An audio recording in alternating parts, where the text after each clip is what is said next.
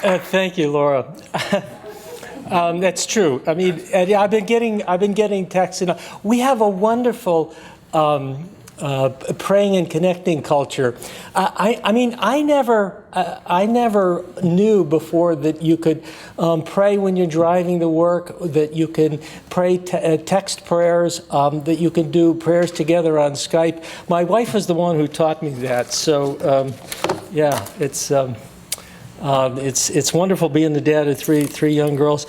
Now, not young, they're old. I mean, they're grown up. But let me first start. I want to first start, you threw me to that, to just say huge congratulations to Samuel.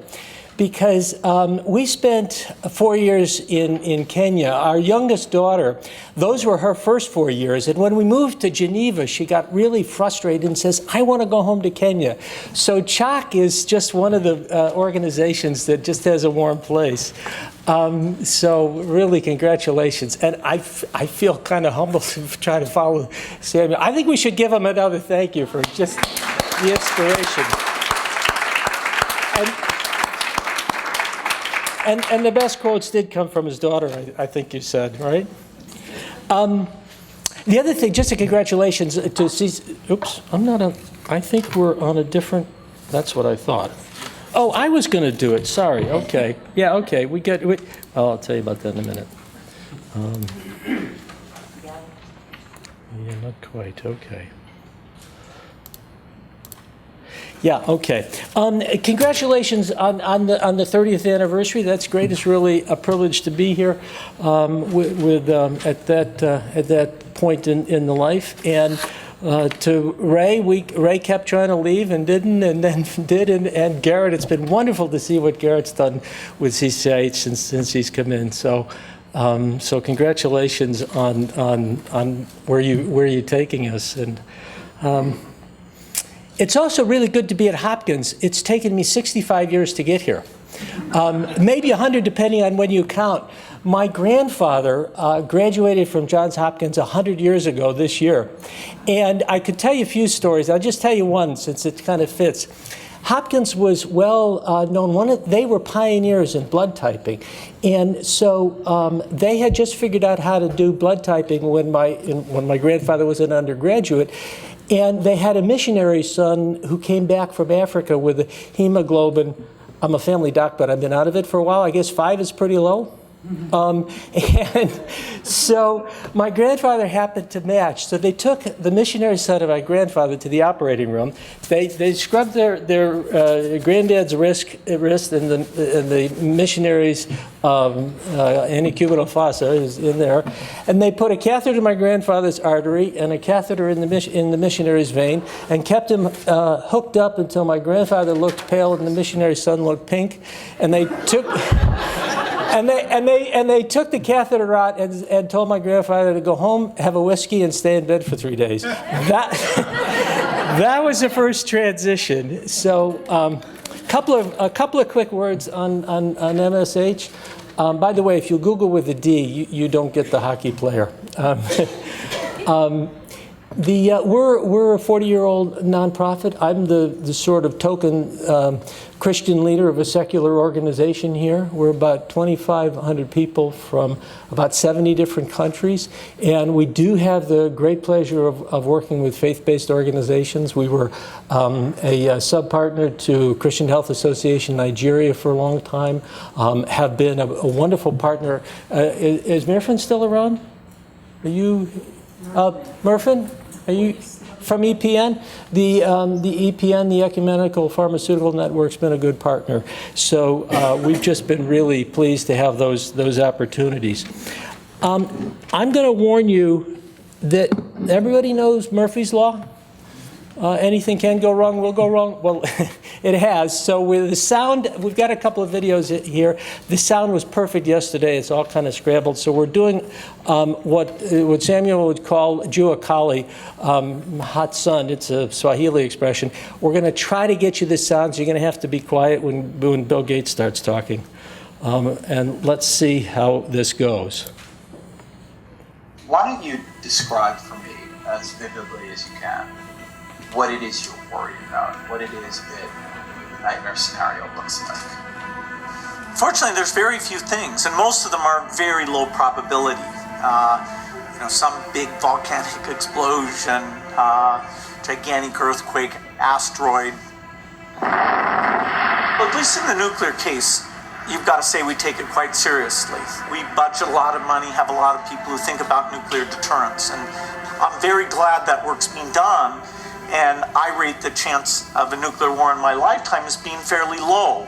I rate the chance of a widespread epidemic far worse than Ebola in my lifetime is well over 50%.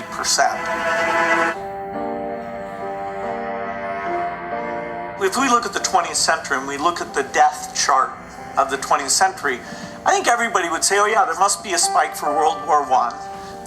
Sure enough, there it is, like 25 million. And there must be a big spike for World War II, and there it is, it's like 65 million. But then you'll see this other spike that is as large as World War II right after World War I. And most people, a lot of people would say, well, what? What was that? There's two kinds of flus. There's flus that spread between humans very effectively, and there's flus that kill lots of people. And those two properties have only been combined into a widespread flu once in history. Well, that is Spanish flu. We have no idea where it came from. It's called the Spanish flu because the Spanish press was the freest. They were the first to talk openly about it. And so in the annals of epidemic history, that's the big event. I funded a disease modeling group that uses computer simulation, and that work has been phenomenal in helping us target our polio eradication resources and which parts of Nigeria should we work harder on. And it's very natural if you have a group like that to say, hey, look at something like the Spanish flu in the modern day. Health systems are far better. And so you think, hey, that wouldn't be very bad. Well, we tried it, and there are some assumptions we had to make. But what we showed is that the force of infection because of modern transport, which compared to 1918 is over 50 times as great. And so if you get something like a flu, and you look at that map of how within days, it's basically in all urban centers of the entire globe, that is very eye-opening. That didn't happen with Spanish flu in the past.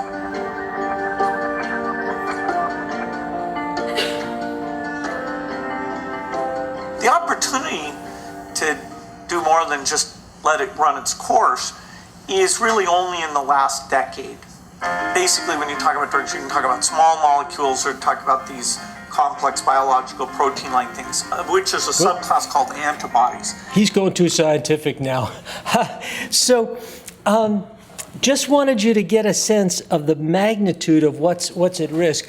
And that's not only his opinion. As a matter of fact, the Minnesota, the University of Minnesota, their estimate is not 33 million, it's 360 million in the first year. So this is a real threat, and a number of different groups, including the Global Catastrophic Risks Group, actually looks, and I was really surprised, this came out in April, but they put natural pandemics, which are Ebola and Zika and all that, number one, nuclear war number two, and engineered pandemics number three. That's basically bioterror and bioair, things that get out of the lab.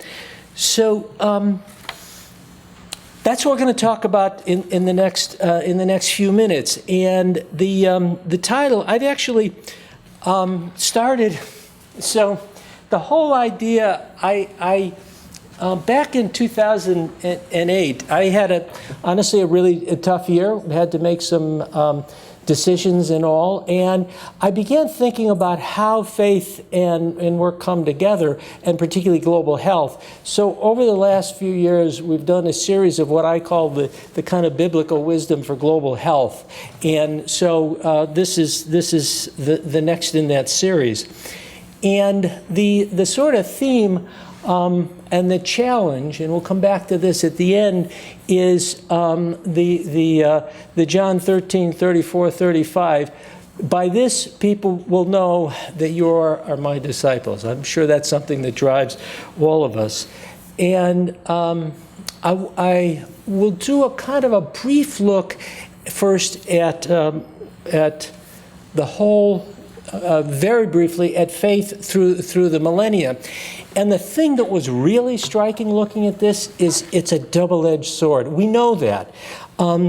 Christians early on, the two plagues early on in the life of the church really catalyzed a reputation for Christians as being the healers, of being the caregivers in society, and what the thing that is striking about the Bishop of Dionysus' comment is the caregiving, knowing. I mean, they didn't know any of the biology, but it was a bit like Ebola in the sense that the reality was the caregiver would often follow the person for whom they were giving care.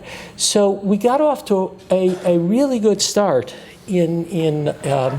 as healers, but during the Black Death, which killed about a third of the world's population, a third to a half, that was when actually things didn't go well. And there was a lot of scapegoating and persecution, some horrific examples of where Christian leadership came to the conclusion that it was Jewish people traveling that were carrying this, and absolutely no basis in that, and even Jewish communities that weren't traveling. The Valentine's Massacre, 900 burned. The worst day in the worst recorded event during the Great Plague, during the Black Death, during the plague epidemic in the Middle Ages, was in outside of Basel, where they actually built a structure on the island in the Rhine River and burned 4,500 Jewish people in that. It was it was pretty horrific what happens when we let our faith and sense of determinism or our own power get out of control. We began to see that early on in AIDS, and then the church really rallied, and Carl and many other people really led the way. It actually became beacons and caring and consideration. So when we look, and part of what I've done in my journey is to look over the history of epidemics, and we know how to keep local disease outbreaks from becoming major epidemics. Some of the things that get in the way all the time is denial, stigma, fear of the other. And so just coming to grips with what some of those human characteristics is really important. So we know how to stop local disease outbreaks from becoming murderous epidemics. Why doesn't that happen all the time, and what can the CCIH community do? Looking at the data and the information, this is sort of like global warming a couple of decades ago. It really is a risk for which, to humanity, for which we haven't mobilized as much of the effort as we need in order to counter it. So three things, and I'll talk briefly about each of those. One is building community awareness and response capacity. The second is sounding the alarm. And the third is rousing the leaders and making sure that action happens. So there's been, after the Ebola outbreak, normally what happens after epidemics, sadly, is the headlines go away and people's attention goes away. Ebola really has grabbed a lot of attention, and I've never seen this before. Thanks for reminding me of the 40 years. I haven't seen in 40 years, even with AIDS, where you had one event like the Ebola epidemic that catalyzed 4 different assessment processes, 4 different reviews. One by Harvard and the London School, one by the National Academy of Medicine, one by WHO, one by the UN. And so those reviews, which produced about 280 pages and 86 recommendations, have been looked at, and these are the 8 bundles that that are in health system strengthening and the health systems part of preventing pandemics. And this is a distillation of a table that lines up the recommendations from all, and I can tell you that the engaging the community was an orphan. Only one of the 4 recommending groups talked about that, and yet it's really clear from the history of epidemics that they more often than not are not reported first by the official sources. They're recognized at the community level, and the denial. I mean, why do we have the problem in Angola? The people in the community know that there's yellow fever. They've seen it. They've been watching it. The government hasn't said anything. India had a huge plague outbreak in the early 90s. CNN reported it before the government did. So the role of the communities is really critical. And so this is. I think are any of our Liberian colleagues here? Oh, okay. Okay. Well, Liberia, interestingly, if you look at the epidemic curve of Liberia and you look at when outside assistance came, it wasn't the outside assistance that brought it back. It was actually when women leaders in Liberia and I'll give a couple of examples, got really mobilized and looked at the community level. And so the prevention and the early identification, early response, early detection at the community level is really critical. And that's a role that everyone in this room that's got programs that are in the field, strengthening that part of it. So one example, Mama Tuma from Parker Corner, Liberia. She got mobilized and she said, we're going to keep Ebola out of our community. So she and her granddaughters made sure that every house, every family in Parker Corner knew how to protect themselves from Ebola, and they didn't have any Ebola in Parker Corner. This is a community health worker who's celebrating having chased Ebola out of Liberia. And getting community health workers, it's not primary care or outbreak control, it's both. And I think that's really, it needs to get embedded in the way that health workers are trained. This is, I want to take a few minutes. I'm going to take the mic on this way. Oh, this wasn't. Wow, this wasn't even working. Or did you? But what it means is the sound you got was from up there. Right, never mind. The sound is, I didn't. Yeah. Okay. Oh, this is for, okay. Can I, but I can use this, yes? Or not? Is that going to mess you up if I, never? You won't be as important. What? Oh, okay. Oh, he set the camera. Okay. So this is July of 2014, and I'll do my best. So these are the deaths, okay? And what you've got here is the media attention, and so it was clear. The harbinger of something that will, oh, good. Dan's offering me a pointer. Yeah, okay. There's probably one up here, but so the harbinger of something that is going to be a major pandemic is 2 things. One is that it kills health workers, and the other is that it crosses borders. In 2003, when the SARS outbreak came out of China, WHO already had a sense of what was going on, and just 3 months into it, on a Saturday morning, the head of infectious diseases for WHO sat down with Grover Brundtland, the Director General, and said, this is crossing borders and it's killing health workers. And she, in 4 hours, not 4 days, 4 weeks, or 4 months, in 4 hours she declared an international emergency. And SARS was the first new pathogen of the 21st century, put back in the box in 6 months, and has never caused a human outbreak of concern since then. So what we saw here was, okay. So in July 2014, back here was case 0, 7 months earlier in December of 2013. By March, MSF, Médecins Sans Frontières, Doctors Without Borders, was seeing Ebola cross border and was seeing it killing health workers and was saying, we have a problem.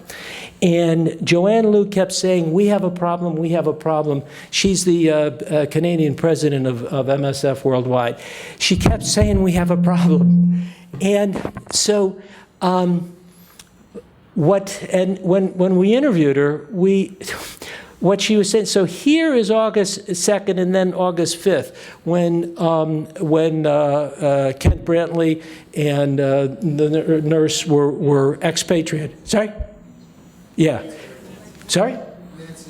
Nancy Reipold. They were expatriated then, and WHO declared it an international health emergency. And so the challenge for us is, how do we get attention when the epidemics are over there or over there, and really, really ring the bell? Because this delay is absolutely fatal. If you go back to Bill Gates, at 100 days, 1 million deaths. At 200 days, 33 million deaths. It just goes like that. And so we had all of this time to stop Ebola, but didn't, and then it exploded. And it was a bit like an underground forest fire where it's all in the roots, and then except there were signs. So have I? Yeah, okay. So because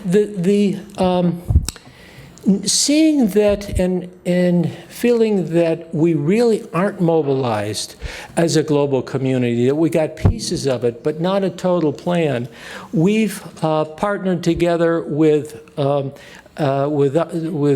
Save the Children and with IMC, International Medical Corps, and with the African Epidemiology Network, and with private sector partners, with other civil society organizations, to catalyze a campaign that's really meant to keep this in the headlines as we go forward.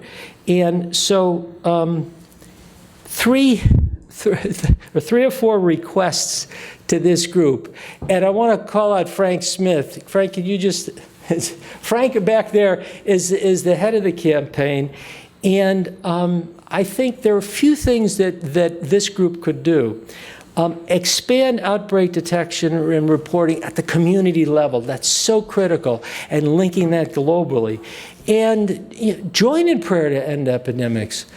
And sign up for the campaign and spread the word and get it into your own programs and your own mindset that this is a critical issue. Is it achievable? Is this a crazy idea? Smallpox. We had eradicated smallpox in this country, as many high-income countries, in 1949. The conversation at WHO about eradicating smallpox began in 1951.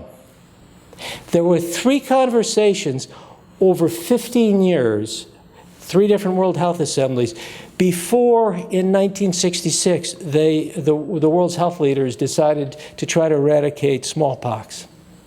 That vote only carried by 2 ballots. Guess who is the biggest opponent to smallpox eradication, or one of the biggest opponents? The U.S., actually, I can't find out how they voted. They were both ways. D.A. Henderson from the U.S. was a charger, but the U.S. in the end said, but you can't have more money to do it. So the U.S. was one. The other was the Director General of the World Health Organization. And he was from Brazil. And he knew he had lots of people in the Amazon who he couldn't immunize. So he thought eradication was impossible. He was already having trouble eradicating malaria because that was started in 1955. But he did not conceive that it was possible to eradicate, because he thought you had to immunize everyone on the planet. But Bill Foege, who many of you know, who's even taller than our friend here, he was stuck in Nigeria for an outbreak, didn't have enough vaccine, and said, what are we going to do? And then they developed the circle and contain. All you had to do was immunize around the cases. So that was one. By the year 2000, that's most of you, hopefully even if in the phase, that's Nelson Mandela. Zaki Ahmed was an HIV-positive former sex worker who became the voice of the Treatment Action Coalition, and that's one of his colleagues. So in the year 2000, AIDS had become a chronic disease in the North. Within 3 years after the proof that AIDS medicines worked, hospitals were emptied in the North, but in Africa it was still a death sentence. In July of 2000, the head of the USAID, the U.S. Agency for International Development, was asked about this, and he said, we don't think treatment in Africa is possible. We're going to focus on prevention. Today, we've got 15 million people on treatment. And the SARS outbreak in 2003, within a few months, it had spread to 27 countries. It canceled, it created a huge heartburn with the mayor of Toronto because it canceled an Elton John concert. And on CNN, he said, who's who? He had no idea who WHO was. But he didn't. But the former head of CDC at the time was in Hong Kong in March of 2003, and he was interviewed by the press, and they said, Hong Kong was one of the places that was big, and they asked him, can you see SARS being eradicated out of Hong Kong? And he said, no, I can't imagine that. It'll be down to a low level, but it'll never happen. 3 months later, Hong Kong was SARS-free and hasn't come back. So I think that we can achieve the impossible. Today, the world celebrates the eradication of this dread disease. Today, 15 million people are on life-saving HIV treatment. Today, the World Health Organization can say that the SARS outbreaks have been contained worldwide. So we can leave our children a safer world. There's no question, at least in my mind, that we can. The question is, will we overcome the politics and economics of now, our denial, and all of the other human barriers that get in the way of doing what we know in science and public health can be done? So I invite you into that journey, and welcome any questions. Thank you.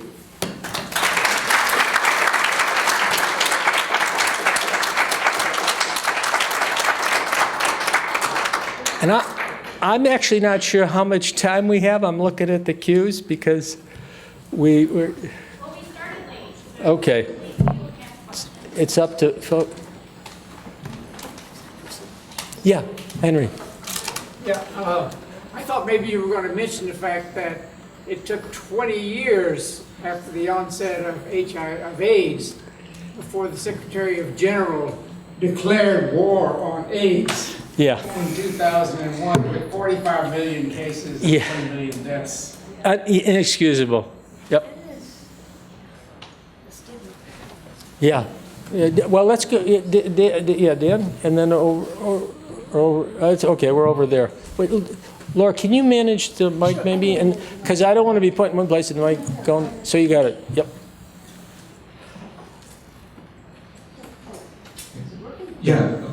Sorry, Keith Sawyer. Two questions. One is, when we hear about how we're trying to stamp out all the epidemics and diseases in the world, how do you respond to a commonly quoted scripture in Mark 13, verse 7, 8, and when we hear of wars and rumors of wars, do not be alarmed, this must take place, but the end is not yet, for nation will rise against nation, and kingdom, there will be earthquakes in various places, there will be famines. These are the beginning birth pains, that kind of eschatological worldview that the world will actually be getting worse. And then the second question is, in addition to all these infectious diseases, actually NCDs is a real issue, particularly tobacco-related complications. 6 million people actually die each year from tobacco-related disease, which is more than HIV, AIDS, and malaria combined. So is that something that the Christian community should also address too for advocacy? On the second point, absolutely. The 2012 talk that we did was exactly on faith and chronic diseases. And there's really interesting data. Actually, there's a strong relationship to regular church going and low risk factor on NCDs. And it seems to be part of community and everything else. So absolutely, and there's some good examples of that. On the first point, I don't, when one of the pushbacks that Mama Tuma got when she was going around trying to protect Ebola was people said, I trust God. And I do trust God, but God gave us soap. And God gave us the ability, and this was on the technology one, to develop vaccines, to develop medicines, and I think we have that ability for a reason. So yeah. Thank you very much. I'm Erin Sichinga from Charles Zambia. I think I agree that we need to be addressing NCDs more aggressively now, but we shouldn't lose the fight against HIV and AIDS. It is real. Yeah. I come from Southern Africa, the epicenter of the epidemic, and it is real. So even as Christians, we should not lose the fight and relax and become complacent against HIV and AIDS. I followed the discussions then, that time when they said we as Africans, we could not tell. How can we take treatment to Africa? Because Africans can't tell the time. And we felt insulted then. Yeah. But we have proved that we can tell the time. Even without modern times, we still could tell the time. We can't tell the time when it is midday because there's a shadow. So let's not lose the fight against HIV and AIDS. It is real. Well, on that point, there are lots of countries in Africa that are doing better than the U.S. Only a quarter of people in this country who are HIV positive on treatment, who should have who have the ability to have their viral load controlled, are controlled. And this is a southern epidemic. And part of it is, and I'll just be honest, there's things like safe needles. That's not legal in many states. It's gone back and forth. So it's this denial and stigmatization or whatever. It kills. So thank you for that comment on AIDS. Yeah, absolutely. And the battle is in lots of places. Thank you for your talk. You said a lot of very, very inspiring things, but what I want to re-echo that I think has been the takeaway for me for this conference, even before as I was praying for the conference, is the conviction of what is possible. And remembering that not only has God given us the minds to imagine that, but that we serve a God who is the God of the possible. Yeah. So when we think about Africa for one, sort of the baking basket for diseases, it's very overwhelming, but every so often when I have gotten myself into a frenzy, God has reminded me constantly that it is possible, and that if our minds will be open to that and be really convicted beyond simple outcomes that we are seeing, that it is possible to do so much more as people of faith because of that. And I love that you gave those beautiful examples of people that are convicted that these things are possible. That is us. Yep. mean, watching the response after 2000 when AIDS really took off absolutely changed my relationship with the word impossible. Because I remember the conversations in 2000 about, there were so many people who thought it wasn't possible. And our colleagues from Africa proved it's possible.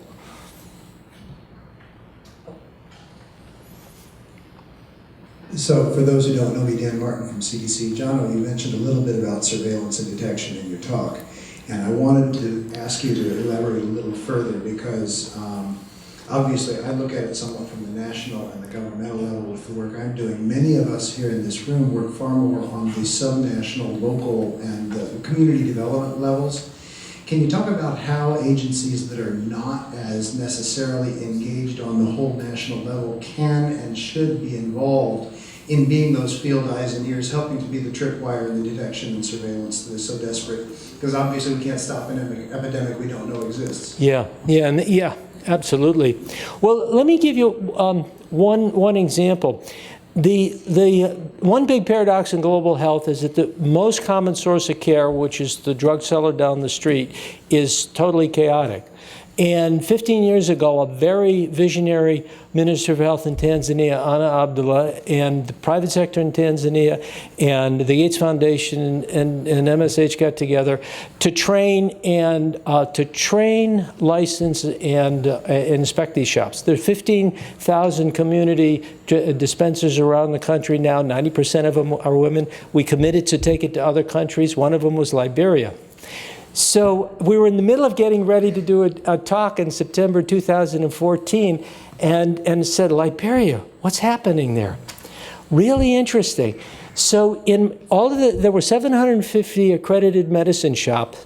Don't say accredited drug shops to Bernice Dunn, the Minister of Health of Liberia, because she'll say, no, they're medicine shops, you know this.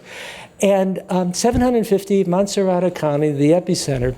And because they were plugged into the pharmaceutical society of the country, they got pharmacy graduate students who went out and educated these medicine shops about Ebola prevention. And when every place else was closing, these places stayed open with life-saving prevention and treatment, doubled their volume, and figured out how to get the system working. So, I mean, how to get the supply. So that's one example. It turns out the same program in Uganda, because of Ebola, Ebola a few years ago in Uganda, was the biggest one up until the current one. They'd already built into these community health shops outbreak recognition. So there are lots of ways, and particularly with most of these cell phones and all reporting, we've got to have a way of being able to report from the community without any retribution. And so a way of getting sort of anonymous data in. And that'll be really powerful. There's no reason why after 22, Africa has successfully ended 22 Ebola epidemics in the last 40 years. This one shouldn't have gotten out of control had we been, aware and reported. And there's more to it. I mean, you and I have talked. There's a lot more to that. You give me whenever you. We're out of time. Okay. No further questions. Thank you. Well, thank you, and let me stand up again, Frank. Catch Frank if you. He's a campaign manager. He got his campaigning. He earned his campaigning stripes with World Vision, and then he went back and got a PhD, and he's really a card-carrying campaigner. They think differently, but so talk to Frank. Thank you. Thank you. Thank you, sir. Really appreciate it. Thank you so much for coming. And I'm sorry. Yeah, we'd like to close this session in prayer, if you would pray with me. Our God and King, loving Father of us all, we thank you for bringing us together from around the world to seek your perspective and your will. Forgive us, Lord, when we act in our own strength instead of seeking your help. Help us to be keenly aware of your amazing love. Help us to have willing hearts to allow your Spirit to work in our lives and to follow your plan and purpose for us. As we return to the work you have given us in all parts of this hurting world, guide us to do your will and build your kingdom. Lord, make us instruments of your peace. Where there's hatred, may we sow love. Where there is injury, may we encourage forgiveness. Lord, when we encounter doubt, help us to live our faith more boldly. Where there is despair, help us to share hope. Where there is darkness, grant that we might bring your light. Where there is sadness, your joy. Lord, fill us with your love so that we may not so much seek to be consoled as to console others, to be understood as to understand, or to be loved as to love. For we know that it is in giving that we receive, and it's in pardoning that we're pardoned, and it is in dying that we are born again to eternal life with you. So we ask this in your name and for your sake. Amen. Amen.